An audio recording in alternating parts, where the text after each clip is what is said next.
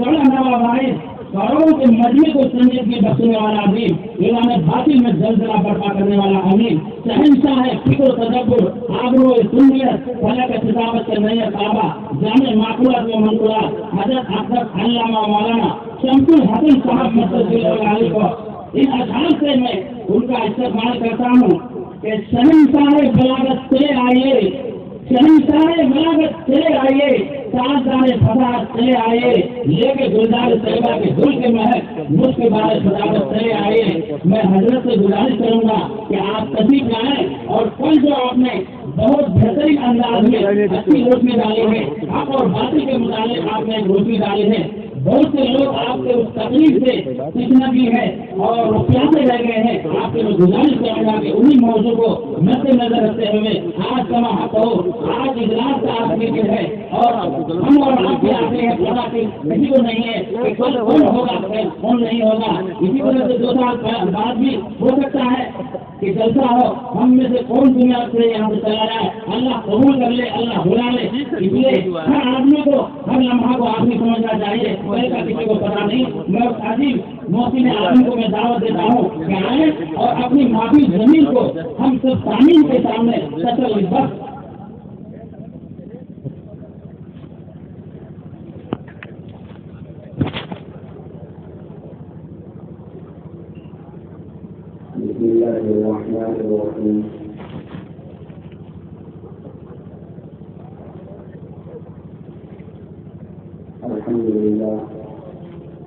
الحمد لله رب العالمين والصلاة والسلام على شمس الأنبياء والمرسلين محمد بن عبد الله الأمين وعلى آله وأصحابه أجمعين ومن تبعهم بإحسان ودعا بدعوتهم إلى يوم الدين. أما بعد فأعوذ بالله من الشيطان الرجيم. بسم الله الرحمن الرحيم. هو الذي أرسل رسوله بالهدى ودين الحق ليظهره على الدين كله. وقال الله تبارك وتعالى: أعوذ بالله من الشيطان الرجيم. بسم الله الرحمن الرحيم.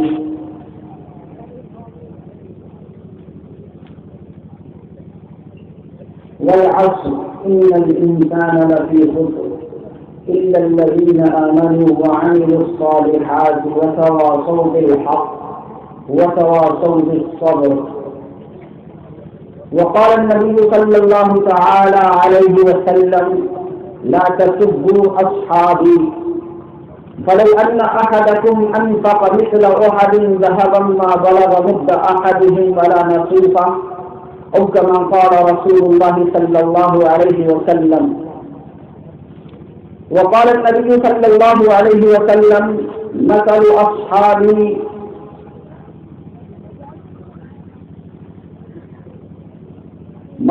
أصحابي في أمتي كالملح في الطعام لا يصلح الطعام إلا بالملح، أو كما قال رسول الله صلى الله عليه وسلم.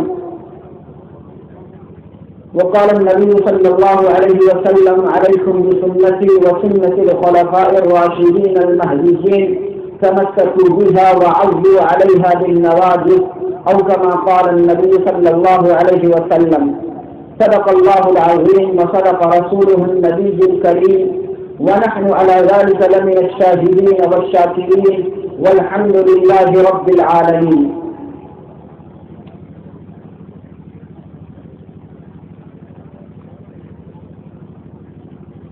حضرات علماء کرام،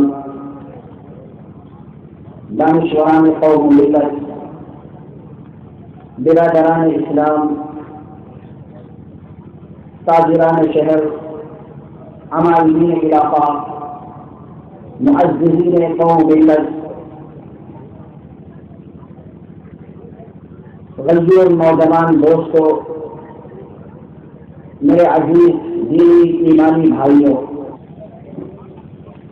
آپ حضرات نے معزز علماء کرام اور آئندی علاقہ کے بیانات خطابات سماعت فرمائے۔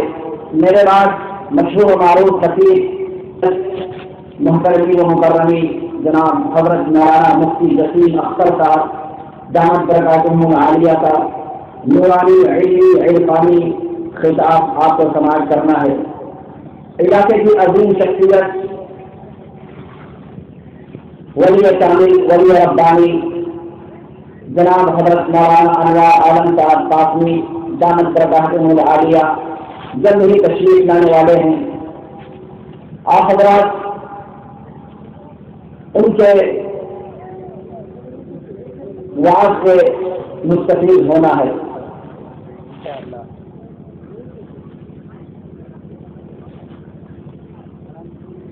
اللہ عز و جل ہمیں اور آپ کو اور اس جلسے کی مناسبت سے تشریف لانے والے معزز مہمانان گرامی اور علماء کرام کے بیانات مکمل توجہ اور انہماک سے علم و عمل کی نیت کے ساتھ سننے کی توفیق عطا فرمائے۔ حضرات گرامی،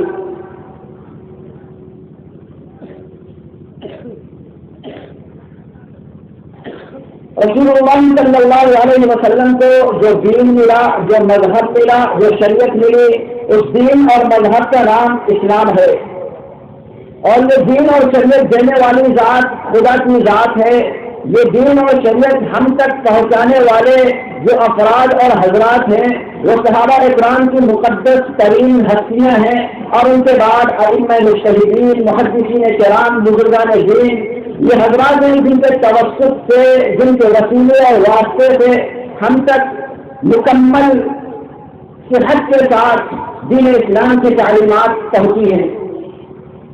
دین اسلام اللہ عز و جل کی طرف سے محمد الرسول اللہ صلی اللہ علیہ وسلم کے واسطے سے صحابہ اکرام کو، اور صحابہ اکرام کے واسطے سے فقہائے اعظام کو، اور ان کے واسطے سے پوری دنیا کو یہ دین اسلام ملا ہے۔ اللہ تبارک و تعالیٰ نے یہ دین اسلام دیا ہے، لہذا ہمارے اسلام کی بنیاد اللہ عز و جل کی ذات سے شروع ہوتی ہے، اور آپ کی ذات کے بعد رسول اللہ صلی اللہ علیہ وسلم کی ذات گرامی ہے۔ رسول اللہ صلی اللہ علیہ وسلم کے کسب فیض کرنے والے، آپ سے اسلامی تعلیمات کو سیکھنے والے، قرآن و سنت کا علم اور عمل حاصل کرنے والے صحابہ اکرام رضوان اللہ علیہم اجمعین کی مقدس پاکیزہ ہستیاں ہیں۔ تو سب سے پہلے جو ہمارا دین ہے، ایمان ہے، عقیدہ ہے، مسلک ہے، جو ہمارا تصور ہے، جو ہماری تعلیم ہے، وہ اللہ عز و جل کی ذات کے بارے میں ہے۔ اگر اللہ کی ذات کے بارے میں کسی کا عقیدہ صحیح نہ ہو، وہ صاحب ایمان نہیں ہے، وہ مومن نہیں ہے، وہ اسلام سے خارج ہے، وہ کافر ہے، وہ جہنمی ہے، دوزخی ہے۔ جو اللہ کی ذات کو مانتا نہ ہو، اللہ کی ذات کا انکار کرتا ہو، وہ اللہ کی ذات کا انکار کرنے والا کافر ہوا، اور اس سے کفر کی وجہ سے وہ جہنم کی، دوزخ کی بھڑکتی ہوئی آگ میں ہمیشہ ہمیشہ کے لیے ڈالا جائے گا۔ دین اسلام کی بنیاد اللہ کی ذات سے شروع ہوتی ہے، اور دین اسلام کی ان عظیم بنیاد کے بعد جو اہم ترین بنیاد ہے وہ رسول اللہ صلی اللہ علیہ وسلم کی ذات ہے۔ رسول اللہ کے بعد صحابہ اکرام کی ذات ہے۔ یہ حضرات ہیں جن کے توسط اور واسطے سے دین اسلام کے مکمل صحیح تعلیمات ہم تک پہنچی ہیں۔ سب سے پہلے اللہ عز و جل کے بارے میں جو ہمارا عقیدہ ہے، جو مسلمان کا عقیدہ ہے، اگر غیر مسلم ہوں گے وہ بھی سماج فرمائیں گے، اور اگر غیر مسلم نہیں، مسلمانوں کے مختلف جماعتوں اور فرقوں میں سے تعلق رکھنے والے افراد اور حضرات یہاں موجود ہوں گے وہ بھی سماج کریں گے۔ اللہ عز و جل کی ذات کے بارے میں سب سے پہلے ہمارا عقیدہ اور ایمان یہ ہے، اللہ ایک ہے، اللہ کے ساتھ کوئی شریک نہیں۔ نہ اللہ کی ذات میں کوئی شریک ہے، نہ اللہ کی صفات میں کوئی شریک ہے۔ اگر ایک خدا کو چھوڑ کر دو خدا مانتا ہے وہ مسلمان نہیں ہے۔ اللہ کی ذات میں اگر کوئی شریک کرتا ہے وہ بھی مسلمان نہیں ہے۔ اللہ کا انکار کرنے والا یہ بھی مسلمان نہیں ہے۔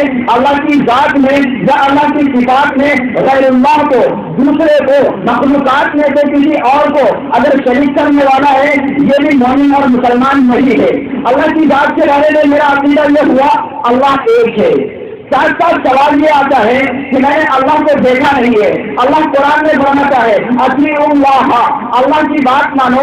ہمارے دل میں ذہن و دماغ میں ایک سوال آتا ہے کہ ہم نے اللہ کو دیکھا نہیں، اللہ ہمیں نظر آیا نہیں ہے، میں بات اللہ کی مانو کیسے، بات اللہ کی سنو کیسے، اللہ کی اطاعت ہوگی کیسے، اللہ کو ہم نے دیکھا نہیں ہے۔ قرآن نے اس کا جواب دیا اطیعوا اللہ و اطیعوا الرسول، اللہ کی بات مانو، رسول اللہ کی بات مانو۔ تم نے اللہ کو نہیں دیکھا ہے لیکن میرا رسول وہ رسول ہے جس نے اللہ کو دیکھا ہے۔ تم نے اللہ کو سنا نہیں ہے لیکن میرا رسول وہ رسول ہے جس نے اللہ کو سنا ہے۔ رسول اللہ صلی اللہ علیہ وسلم نے اللہ کی ذات کو دیکھا بھی ہے اور اللہ کی ذات کو سنا بھی ہے۔ ہم نے اللہ کو دیکھا نہیں ہے، ہم نے اللہ کو سنا نہیں ہے۔ اللہ قرآن میں فرماتا ہے بات میری مانو۔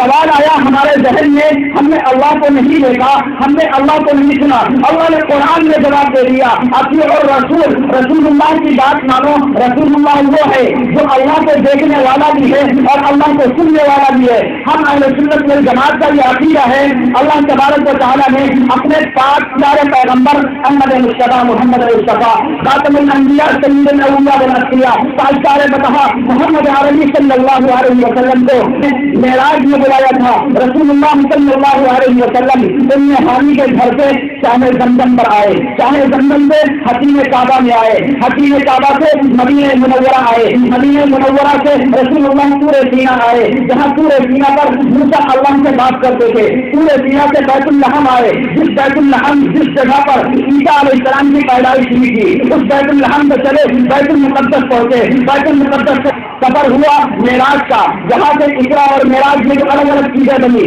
حضرت رسول اللہ صلی اللہ علیہ وسلم بیت المقدس سے آسمان اول، دوم، سوم، چوتھے، پانچویں، چھٹے، ساتویں آسمان پر پہنچے۔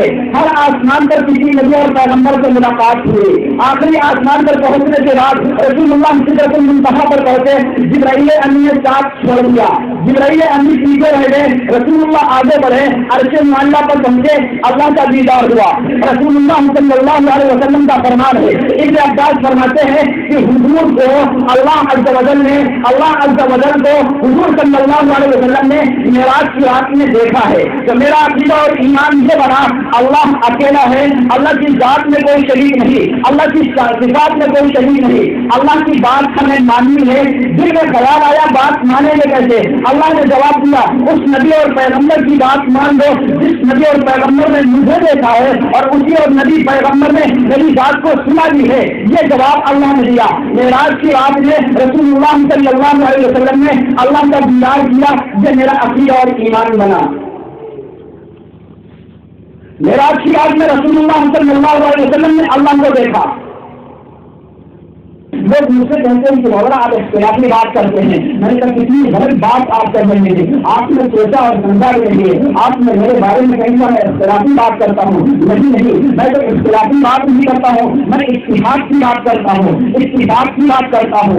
وہ کہتے اتحاد اور اتفاق کی بات کس طرح سے ہے؟ تفسیر در منصور اٹھا کر دیکھیے، علامہ جلال الدین سیوطی رحمۃ اللہ علیہ، توجہ فرمائیں، علامہ جلال الدین سیوطی رحمۃ اللہ علیہ تفسیر در منصور میں اور الکامل کی تاریخ میں علامہ ابن عزیز جبری رحمۃ اللہ علیہ تاریخ طبری میں محمد بن جریر طبری رحمۃ اللہ علیہ نے ان دونوں تاریخوں میں سے کسی ایک تاریخ کو اٹھا کر دیکھو، حسن اور حسین کی پوری تاریخ پڑھا دو، ان کے زمانے حیات سے پڑھو، جہاں رسول اللہ کا کوئی فرمان آج کو ملے گا، نہ ملے گا تو میرے پاس آنا۔ اور اس سے آگے تفسیر کی کتاب تفسیر در منصور علامہ جلال الدین سیوطی رحمۃ اللہ علیہ کی اٹھا کر دیکھو، اس میں رسول اللہ کا یہ فرمان ملے گا۔ قرآن پاک کی آیت ہے یوم تبیض الوجوہ وتسود الوجوہ، قیامت کا اتنا سنگین منظر ہوگا جو اچھے عمل کر کے جائے گا اس سے چہرے قیامت کے دن چمک رہے ہوں گے، جو برے اعمال کر کے جائے گا اس سے چہرے قیامت کے دن سیاہ ہوں گے۔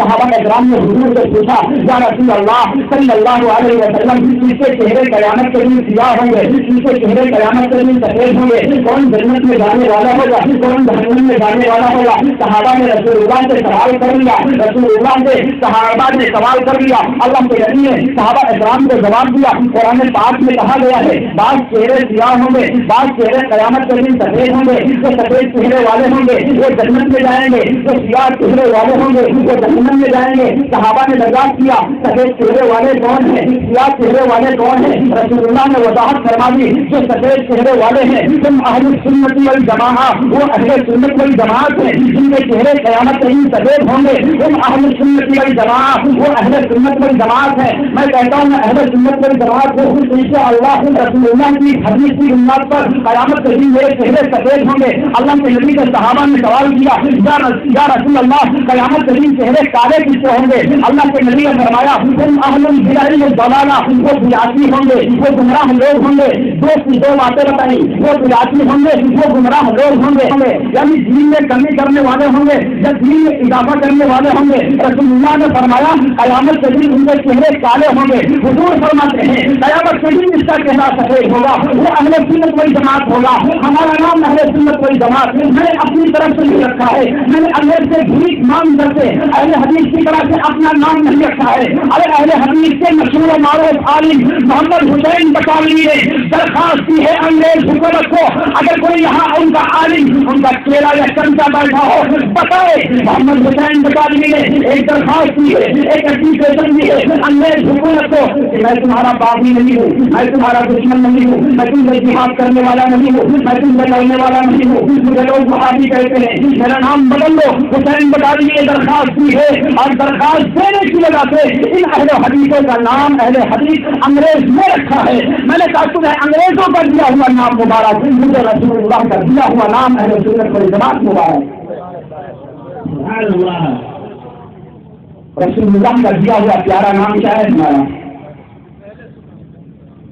میرا نام رسول اللہ صلی اللہ علیہ وسلم نے اہل سنت والجماعت دیا ہے۔ ہم دوسرے کے بارے پر لکھا ہوا دیکھ لیتے ہیں، ہم کہتے ہیں یہ تو بریلی ہے، نہیں، رسول اللہ کا فرمان میں نے آپ کو سنایا ہے اور یہ بات عقیدے کی کتابوں میں موجود ہے۔ عقیدہ کی صحابیہ اٹھا کر دیکھیے، اس کی شرح اٹھا کر دیکھیے، اس میں یہ بات آپ کو مل جائے گی۔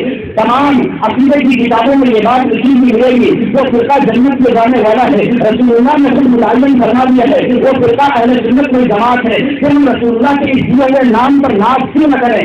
اب آپ میری بات سنیں، وہ کیا ہے؟ وہ کہتے ہیں مولانا اختلاف کی بات کرتے ہیں، میں نے کہا میرا نام ہوا اہل سنت والجماعت۔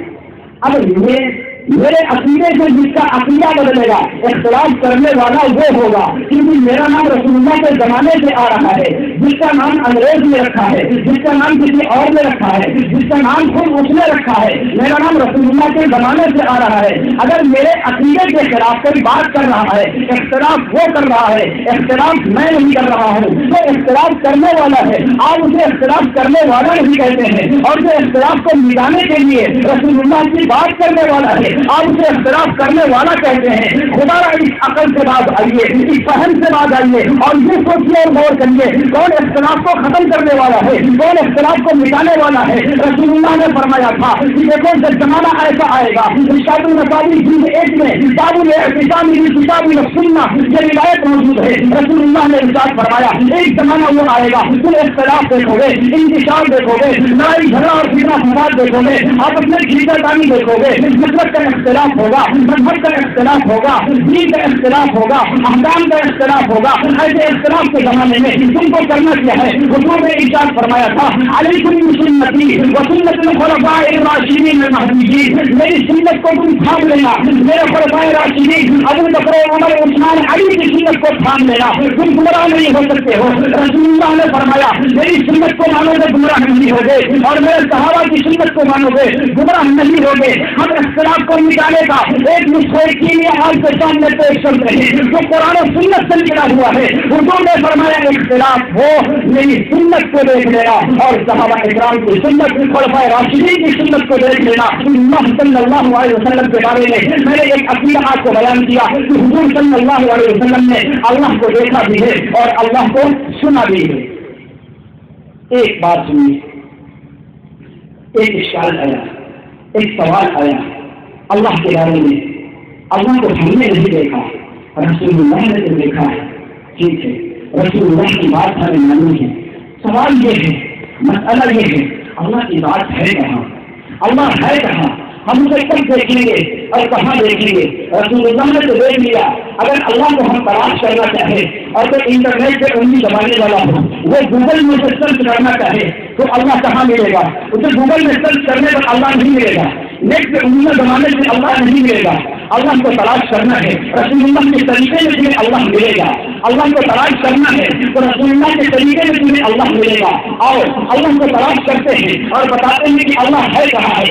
اللہ کو تلاش کرنے کے لیے ایک اہل حدیث چلا ہے، اس نے بھی اللہ کو تلاش کیا ہے، اور ایک اہل سنت والجماعت کا وکیل چلا ہے جس نے بھی اللہ کو تلاش کیا ہے. جب دونوں اللہ کو تلاش کرتے ہوئے چلتے ہیں، اہل حدیث عرض پر پہنچتا ہے اور کہتا ہے دیکھو رسول اللہ نے عرش پر اللہ کو دیکھا تھا، اس لیے اللہ عرش پر ہے، اللہ اور کہیں نہیں ہے. یہ کس کا عقیدہ ہے؟ ذاکر نائک کا. یہ کس کا ہے؟ جگدیش کا. یہ کس کا ہے؟ تمام غیر مقلدین کا. آپ کو تو نظر آتا ہے قرآن کی آیات کا حوالہ دے رہا ہے اور ویڈیو بیان لے کر کے آئیے ذاکر نائک کے. پھر میں آپ کو بتاؤں گا اس نے 5 قرآنی آیات کا حوالہ دیا ہے، اس میں سے کوئی ایسی بھی قرآنی آیت کا اس نے حوالہ دیا ہے جس جگہ پر اس مضمون کا کوئی عطا پتہ نہیں ہے. حوالہ دیتا ہے 4 5 سال، کہیں کوئی مضمون کا عطا پتہ بھی نہیں ہوتا ہے، کہیں پر مضمون ہوتا ہے تو آدھا پیش کرتا ہے. ایک بیان شاید یہاں میرے پاس موجود نہیں ہے، لکھنؤ میں لیپ ٹاپ میں موجود ہوگا وہ بیان.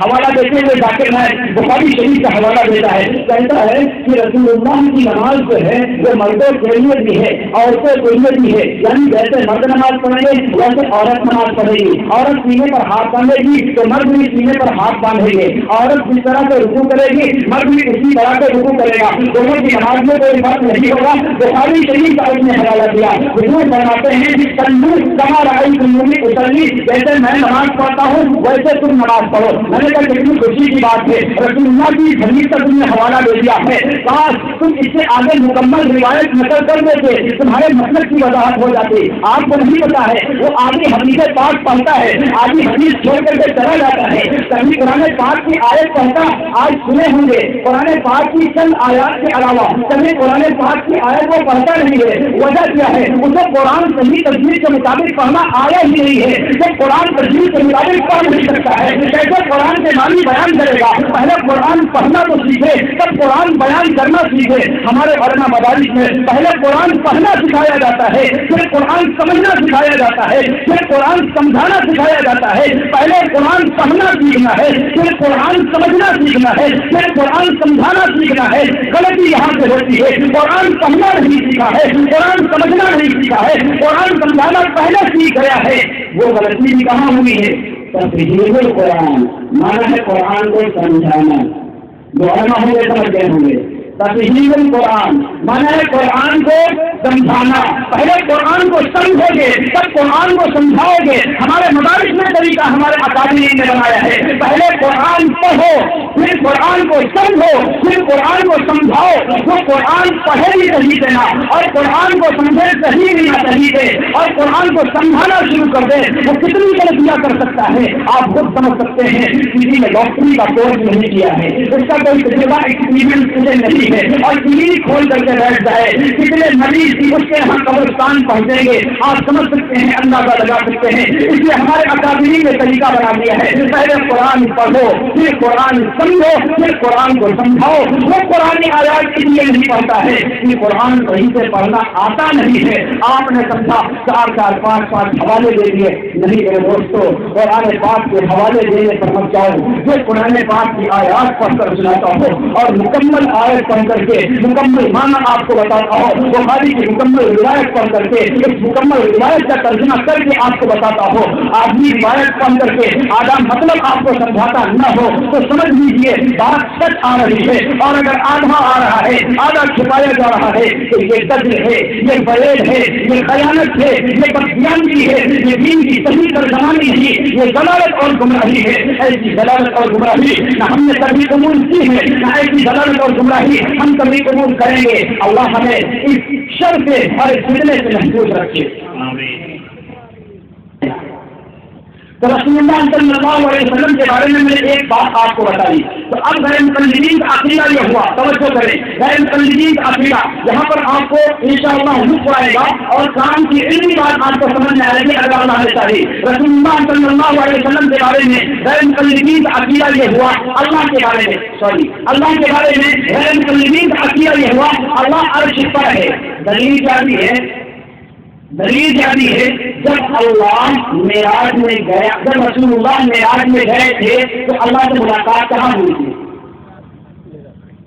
بولے بھائی, کہاں ملاقات ہوئی تھی؟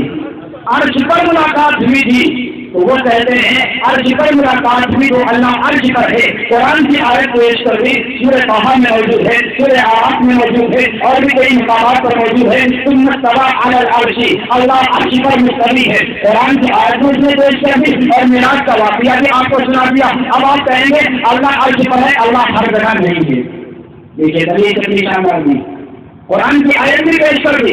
یہ آپ مت سمجھے جو باطل ہوگا وہ قرآن بھی پیش کرے گا, جو باطل ہوگا وہ حدیث بھی پیش کرے گا. ہمیں دیکھنا یہ ہے جو قرآن کی آیت پیش کی جا رہی ہے وہ آیت کہاں تک صحیح ہے, جو آیت کا مطلب بتایا جا رہا ہے وہ مطلب کہاں تک صحیح ہے, جو حدیث پیش کی جا رہی ہے وہ حدیث کہاں تک صحیح ہے, اور حدیث کا معنی کہاں تک صحیح ہے. میں آپ سے سوال کرتا ہوں, موسیٰ علیہ السلام کی اللہ سے ملاقات ہوئی, موسیٰ اللہ سے بات کرتے تھے, بولے بھائی کرتے تھے, ان کا نام کلیم اللہ ہے. موسیٰ جہاں اللہ سے بات کرتے تھے اس پہاڑ کا نام طور سینا ہے. طور سینا پر موسیٰ کی اللہ سے بات ہوتی تھی. اب آپ کیا کہیں گے, اللہ طور سینا پر رہتا ہے؟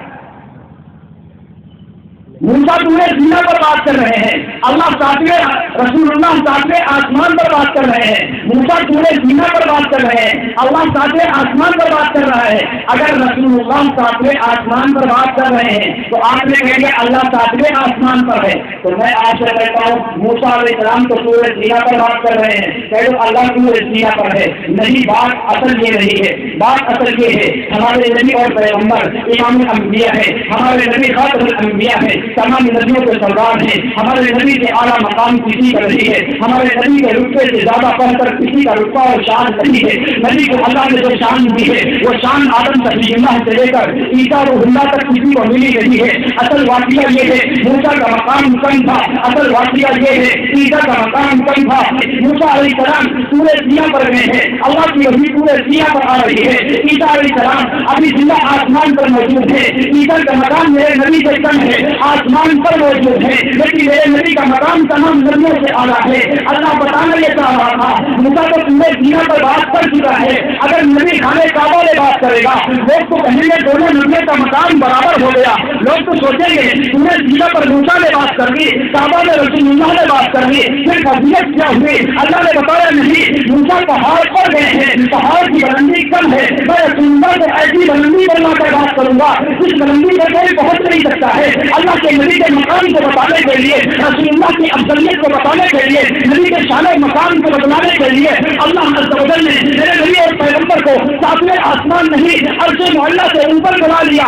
اگر عرش معلیٰ سے نیچے رہتا, اگر عرش معلیٰ سے نیچے میرا نبی رہتا, عرش فخر کر سکتا تھا, عرش فخر کر سکتا تھا, عرش بھی کہہ سکتا تھا, عرش بھی تو اللہ کی مخلوق ہے, عرش بھی کہہ سکتا تھا میں نبی سے اعلیٰ ہوں. اللہ نے فرمایا نہیں. جب بیت المقدس نیچے ہو گیا ہے, جب کعبۃ اللہ نیچے ہو گیا ہے, جب ساتوں زمینیں نیچے ہو گئی ہیں, سارے نبی کی قبریں نیچے ہو گئی ہیں, ساتوں آسمانوں پر جتنے فرشتے ہیں وہ بھی نیچے ہو گئے ہیں, ناری نوری عرشی فرشی سارے کے سارے نیچے ہو گئے ہیں, انبیاء اور شہداء نیچے ہو گئے ہیں, تمام اصفیاء اولیاء نیچے ہو گئے ہیں. عرش پوری نیچے ہوگا.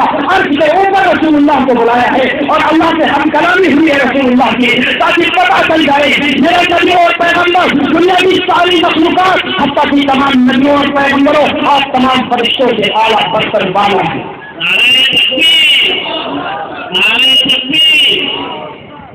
اس لیے نہیں بلایا تھا کہ اللہ عرش پر ہے, اس لیے نہیں بلایا تھا, بلکہ بلایا اس لیے تھا تاکہ معلوم ہو کہ اللہ کے نبی کا مقام کیا ہے. موسیٰ کا مقام کم تھا, میرے نبی کا مقام زیادہ تھا. موسیٰ کو پورے سینا پر بلایا ہے اور رسول اللہ کو عرش پر بلایا ہے, رسول اللہ کے مقام کو بتلانے کے لیے. اب ہمارا عقیدہ کیا بنا؟ اللہ ہر جگہ ہے. اللہ بڑی عقیدہ ہے, اللہ کہاں ہے؟ کیا بولیں گے آپ؟ اللہ ہر جگہ ہے۔ ایک اور سوال آتا ہے، دل کرتا ہے بیان کر دوں، بات بہت ساری ہے، وقت کم سے کم اور کم سے کم تر ہے، بہت ہی کم وقت ہے، لیکن وہ بات بیان کر دیتا ہوں۔ آپ سے کوئی غیر مسلم بھی سوال کر سکتا ہے، اور غیر مسلم نہیں تو غیر مقلد سے بدتمیز سوال ضرور آپ سے کرے گا۔ وہ کیا سوال کرے گا؟ جب اللہ ہر جگہ پر ہے تو بتاؤ اللہ لائبریری میں بھی ہے؟ آپ بتاؤ، سوال ہو سکتا ہے؟ نہیں ہو سکتا ہے سوال؟ ارے ہو سکتا ہے۔ جب آپ کہیں گے اللہ ہر جگہ پر ہے تو سوال کیا بنے گا؟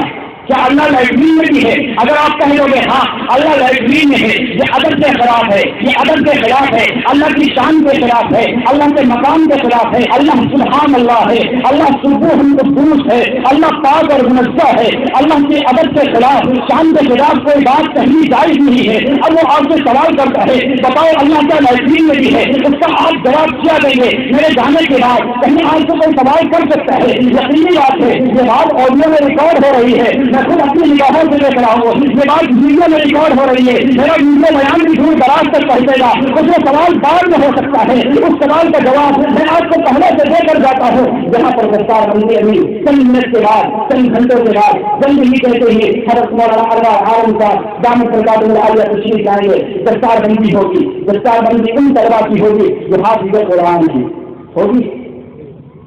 توجہ کے ساتھ نقطہ سماعت کریں گے، ہمیشہ ہمیشہ کے لیے اللہ کے بارے میں انشاءاللہ غلط فہمی نہیں ہوگی، انشاءاللہ اللہ کے بارے میں غلط فہمی نہیں ہوگی۔ آپ سے کوئی کہے گا اللہ کا لائبریری میں بھی ہے کہہ سکتا ہے، اس کا جواب سنیں۔ آپ آنے والے شخص سے پوچھے یا حافظ قرآن موجود ہو، اس حافظ قرآن سے پوچھیں آپ حافظ ہیں؟ ارے حافظ قرآن جو ہوگا وہ کیا بولے گا؟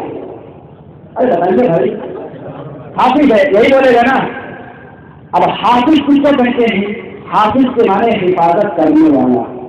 حافظ کے معنی آپ کسی عالم سے پوچھو، مجھ سے نہ کہیں، جس سے چاہو پوری دنیا میں پوچھو، حافظ کے معنی، ارے حافظ کے معنی مجمع حفاظت کرنے والا۔ آپ سے میں پوچھوں کہ آپ 1,00,000 روپے کی حفاظت کر رہے ہیں تو آپ کے پاس 1,00,000 ہوگا تب تو حفاظت کرو گے، اور 1,00,000 نہیں ہوگا تو کیسے حفاظت کرو گے؟ بات سمجھ آ رہی ہے؟ کسی چیز کی حفاظت اس وقت ہوتی ہے جب وہ چیز موجود ہو، اگر وہ چیز موجود نہ ہو تو اس کی حفاظت نہیں ہوتی ہے، وہ چیز ہوگی تو حفاظت ہوگی، چیز موجود نہیں ہوگی تو حفاظت نہیں ہوگی۔ میں کہہ دوں میرے گھر میں 1 ارب روپیہ محفوظ ہے تو محفوظ کب ہوگا؟ جب موجود ہوگا تو محفوظ ہوگا، موجود ہی نہیں ہوگا تو محفوظ کہاں سے ہوگا؟ تو حافظ سے ہوگا، قرآن اس کے سینے میں ہوگا تب تو قرآن کی حفاظت کرتا ہوگا، قرآن سینے میں نہیں ہوگا تو قرآن کی حفاظت نہیں کرتا ہوگا۔ اب حافظ قرآن سے پوچھیے آپ حافظ قرآن ہے؟ وہ بولے گا جی ہاں میں حافظ قرآن ہوں۔ حافظ کے معنی قرآن کی حفاظت کرنے والا ہوتا ہے۔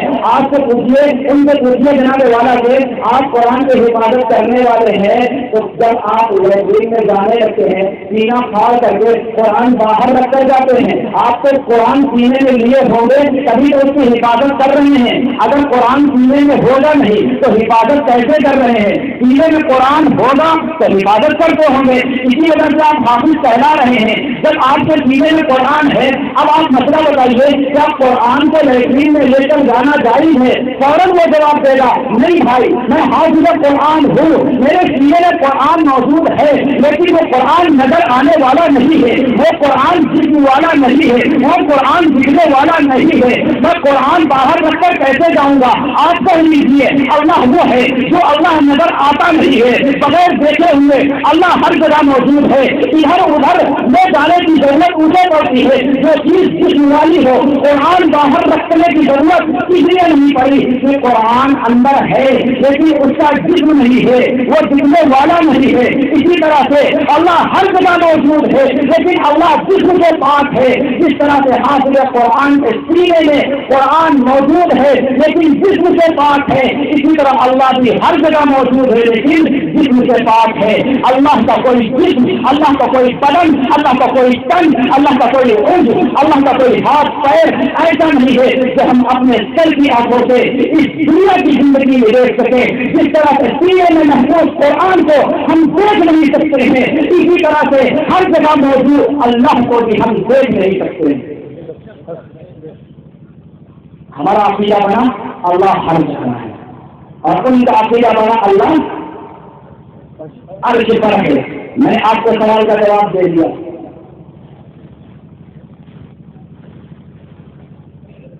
اس کے آگے دوسرا رخ دیکھیے, اللہ کے بعد رسول اللہ کا موقع آتا ہے. میں کہتا ہوں رسول اللہ صلی اللہ علیہ وسلم دنیا کے اندر آئے, حضرت عبداللہ کے بیٹے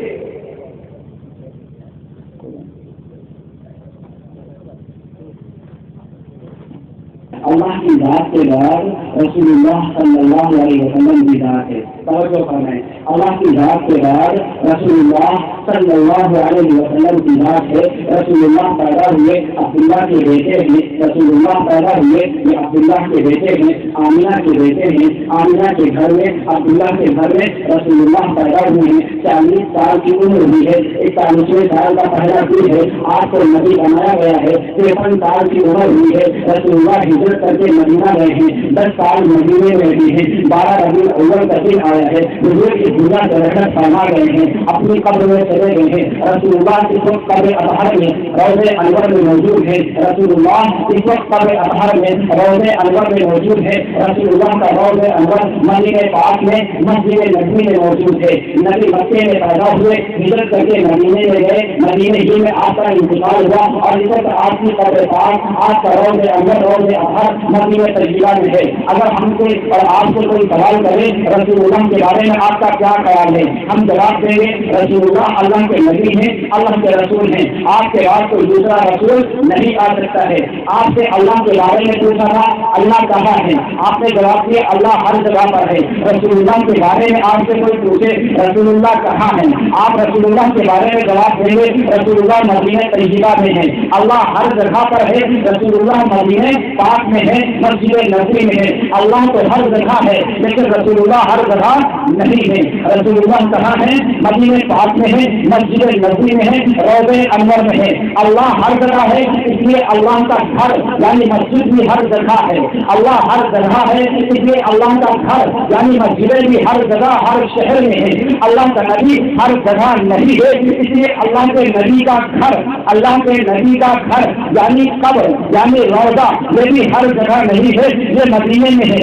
اب آپ کو کوئی کہہ دے گا, ابھی عالم کا بیان کر رہے تھے کہ جتنے مدرسے ہیں یہ اللہ کے نبی کے گھر ہیں, اللہ کے نبی کے گھر ہیں. تو نہیں, یہ ہمارے اکابرین بھی صحیح بول رہے ہیں, کوئی بھی غلط نہیں بول رہا ہے.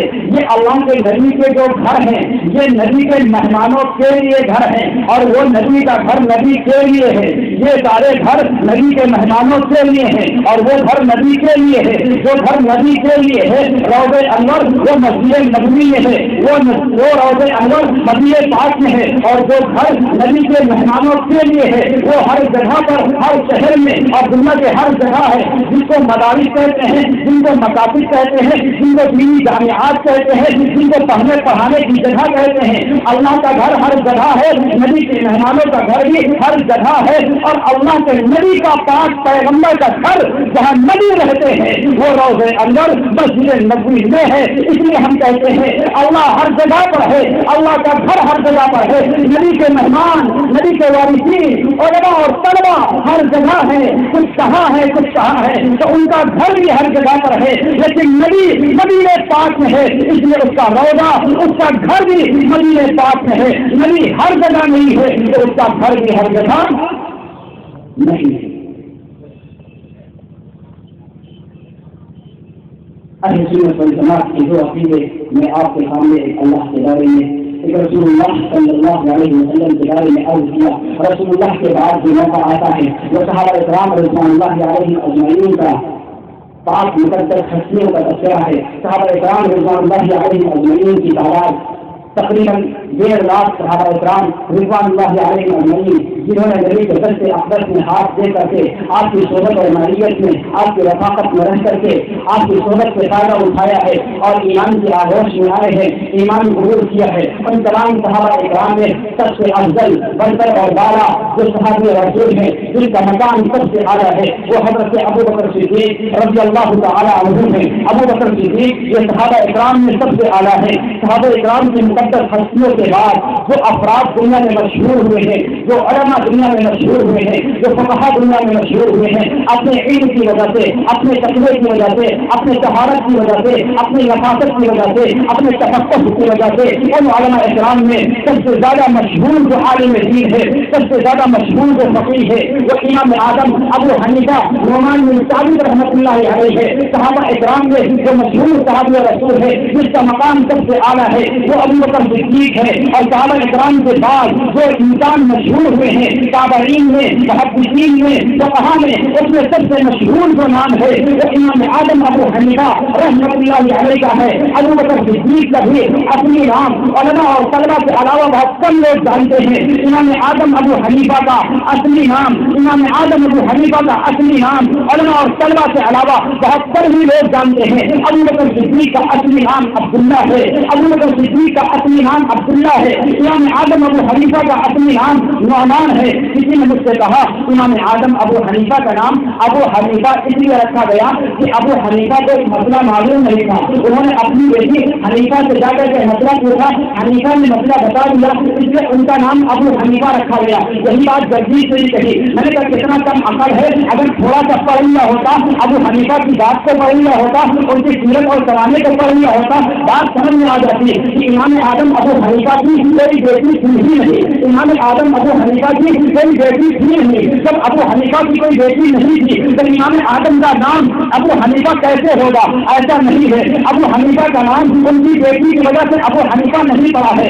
کوئی دوسری وجہ ہے۔ ابو بکر صدیق کا اپنی نام عبداللہ ہے، امام اعظم ابو حنیفہ کا اپنی نام نعمان ہے۔ اگر عبداللہ کسی کو معلوم نہیں ہے بہت کم لوگ جانتے ہیں، اگر نعمان بھی کسی کو معلوم نہیں ہے بہت کم لوگ جانتے ہیں۔ بعض مسئلہ اللہ انتظام ایسا کرتا ہے، اس انتظام کی برکت سے یہ ہوتا ہے اپنی نام لوگ بھول جاتے ہیں، کوئی دوسرا نام مشہور ہو جاتا ہے، کسی کوئی بھی وجہ ہوا کرتی ہے۔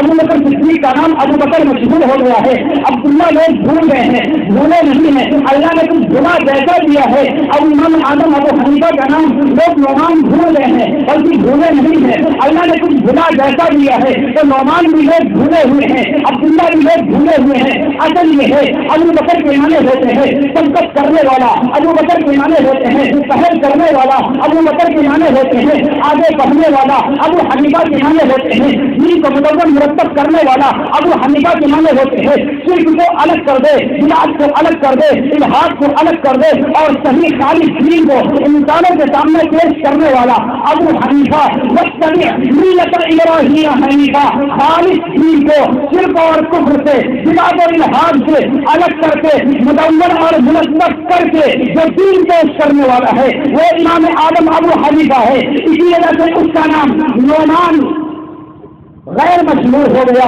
اور اس کا نام امام اعظم ابو حنیفہ یہ زیادہ مشہور ہو گیا۔ علامہ جلال الدین سیوطی فرماتے ہیں اول من دون علم الشریعہ فهو الامام اعظم ابو حنیفہ، سب سے پہلے جنہوں نے دین کو مدون اور مرتب کر کے شرک کو، کفر کو، الحاد کو، بدعت کو، ضلالت کو، گمراہی کو کاٹ چھانٹ کر کے صحیح خالص دین جس نے پیش کیا ہے وہ امام اعظم ابو حنیفہ ہے۔ نعمان نام ہم اور آپ بھول گئے، ابو حنیفہ نام اللہ نے اسی وجہ سے ان کا مشہور کر دیا۔ نعرہ تکبیر، نعرہ تکبیر۔ حضرت علامہ مولانا شمس العظم صاحب مدرسہ تعلیم قرآن۔ اسی طرح سے عبداللہ اصلی نام ہم بھول گئے، وجہ کیا ہے؟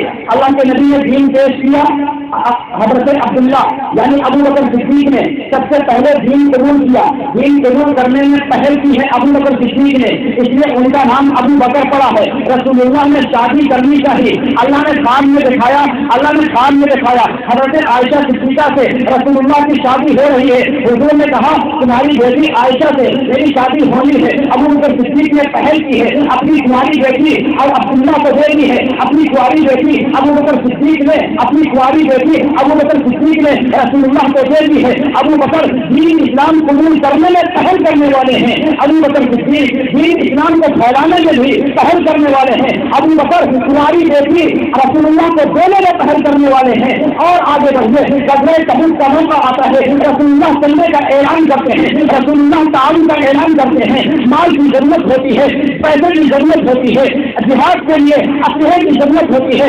रसूलुल्लाह ऐलान करते हैं ताउन करो, आगे बढ़ो। अबू बकर सिद्दीक भी उस मौके पर पहल करता है। अबू बकर सिद्दीक दीन से कबूल करने में पहल करता है, बेटी देने में पहल करता है, दीन को फैलाने में पहल करता है। गज़वे तबूक के मौके पर या किसी और गज़वे के मौके पर अल्लाह का नबी ऐलान करता है कि दीन के लिए पैसे की जरूरत है।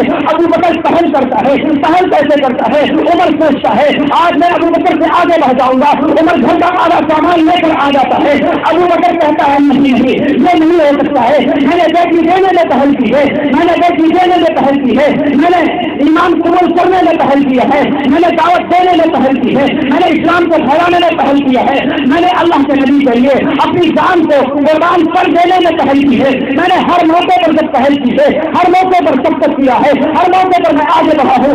आज ये नहीं हो सकता है कि उमर मुझसे आगे बढ़ जाए। उमर ख्याल में है आज मैं अबू बकर से आगे बढ़ जाऊंगा। घर का आधा सामान हजरत उमर नबी के कन्ने में लाकर ढेर कर देते हैं। अबू बकर घर से चलता है, घर की सुई तक उठा लेता है, ना तो हुजूर के चरणों में रख देता है। रसूलुल्लाह पूछते हैं या अबू बकर बता घर में क्या छोड़ कर आया है? अबू बकर कहते हैं अल्लाह व रसूल, अल्लाह को छोड़ा है, रसूलुल्लाह को छोड़ा है। अबू बकर इसमें भी पहल करने वाले,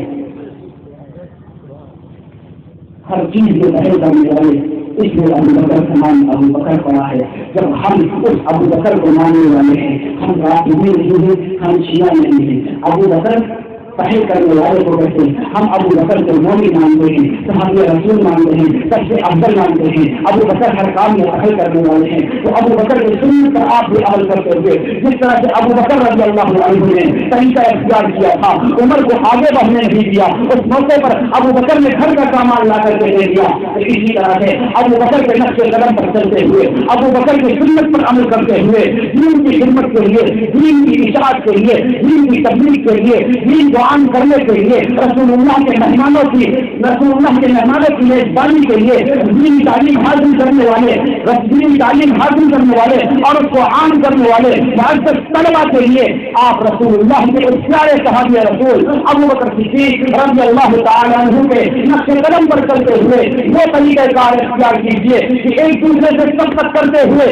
और पहल करते हुए वो तरीका आप अपनाएं। फिर हज़रत उमर फारूक आज़म की तरह से आप कहें कि उमर फारूक आज़म ने अबू बकर से आगे बढ़ने की कोशिश की थी, मैं भी आज उमर फारूक आज़म का जज्बा लेकर के, फारूक आज़म का जज्बा लेकर के अबू बकर सिद्दीक का अगर कोई गुलाम है उस गुलाम से आगे बढ़ने की कोशिश करूंगा।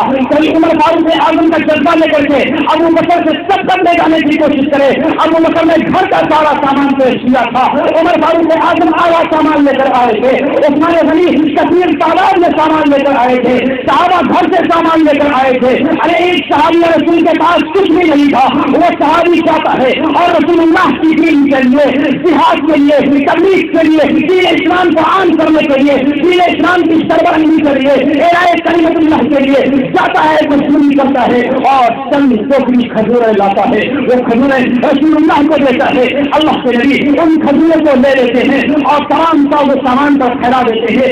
ये मेहनत मजदूरी और हलाल की कमाई है। रसूलुल्लाह उस हलाल की कमाई को सारी कमाई पर डाल कर कहते हैं ये इखलास के जज्बे से माल लेकर आया है। उस सहाबी रसूल ने इखलास के साथ दिया, अबू बकर सिद्दीक ने मुकम्मल दिया, फारूक आज़म ने आधा दिया, उस्मान गनी ने कसीर तादाद ने दिया। कोई सहाबी रसूल मजदूरी करके आया है। हमें उन तमाम सहाबा इकराम से मोहब्बत है, उल्फत है, उनसीयत है, ताल्लुक है, लगाव है, उल्फत है, प्यार है, मोहब्बत है। हम तमाम सहाबा इकराम को मोमिन मानते हैं, वाहिद मानते हैं, सबको जन्नती मानते हैं। सबसे पहले सहाबी अबू बकर सिद्दीक سے لے کر سب سے آخری صحابی حضرت ابو طفیل تک جتنے تقریباً 1.5 لاکھ صحابہ اکرام ہے، سب سے مجھ سے محبت ہے، سب سے مجھے محبت ہے۔ وَكُلٌّ وَعَدَ اللَّهُ الْحُسْنَىٰ، سب سے اللہ نے جنت کا وعدہ کیا ہے، ہم سب کو جنت مانتے ہیں۔ اس کے نقش قدم پر چلتے ہوئے میں آپ سے چلتے چلتے صرف اتنی درخواست کروں گا، اللہ کے واسطے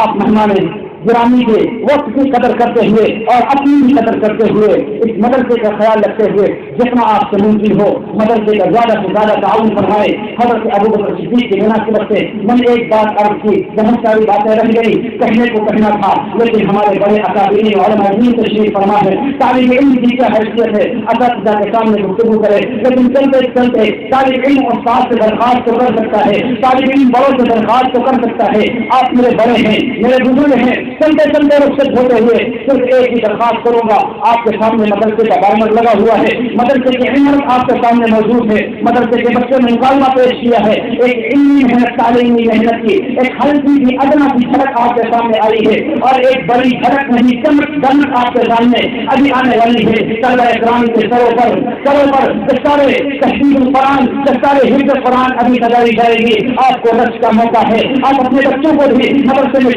تعلیم کے لیے داخل فرمائیں، تاکہ قیامت کے دن آپ کو آپ کے بچے کی وجہ سے قیامت کے دن آپ کو تاج پہنایا جائے، جو تاج سورج اور چاند کی روشنی سے زیادہ منور اور تازہ اور روشن ہوگا، اس تاج کی حاصل کرنے کے لیے اور اپنے پیارے بچے کی شفاعت کی وجہ سے جنت میں داخلے کے لیے آپ اپنے بچوں کو بھی مدرسے میں داخل کرائیں، اور ساتھ ساتھ نہیں ہو سکے تو رسول اللہ نے تو یہ بھی فرما دیا ہے الدال الی الخیر کفاعلہ، کسی کا بیٹا نہیں ہے وہ کسی کے بیٹے کو حافظ بنا دے اللہ اجر دے دے گا، کسی کی اولاد نہیں ہے کسی کی اولاد کو عالم بنا دے اللہ اجر دے دے گا، کسی کے پاس مال نہیں ہے کسی کے پاس مال ہے لیکن اولاد نہیں ہے، مال لگا دے کسی اور کی اولاد پر اللہ اجر دے دے گا، کسی کے پاس صحت ہے اس صحت کو خرچ کر دے اللہ اجر دے دے گا، کسی کے پاس محنت ہے اس محنت کو خرچ کر دے اللہ اجر دے دے گا۔ ہمارے پاس اگر بیٹا نہیں ہے، ہمارے پاس اگر اولاد نہیں ہے، اگر ہم اپنے بیٹے کو دینی تعلیم کے لیے دینی خدمت کے لیے وقت نہیں کر سکتے ہیں، اپنے بیٹے کو کسی بھی عذر کی وجہ سے حافظ قرآن نہیں بنا سکتے ہیں، کسی بھی عذر کی وجہ سے عالم دین نہیں بنا سکتے ہیں، کوئی بھی اپنی مجبوری ہے کوئی بھی اپنا عذر ہے، تو رسول اللہ نے فرما دیا ہے الدال الی الخیر کفاعلہ، اگر آپ بھلائی کی طرف رہنمائی کر دیں گے، کسی کا تعاون کر دیں گے، کسی کی مدد کر دیں گے، تو اللہ آپ کو اللہ کی ذات سے امید ہے وہی اجر آپ کو عطا فرمائے گا جو اجر کرنے والے کو ملے گا۔ تو آپ حضرات سے میں درخواست کروں گا آپ زیادہ سے زیادہ اس کار خیر میں بڑھ چڑھ کر حصہ لیں، اللہ آپ کو اجر عظیم عطا فرمائے گا۔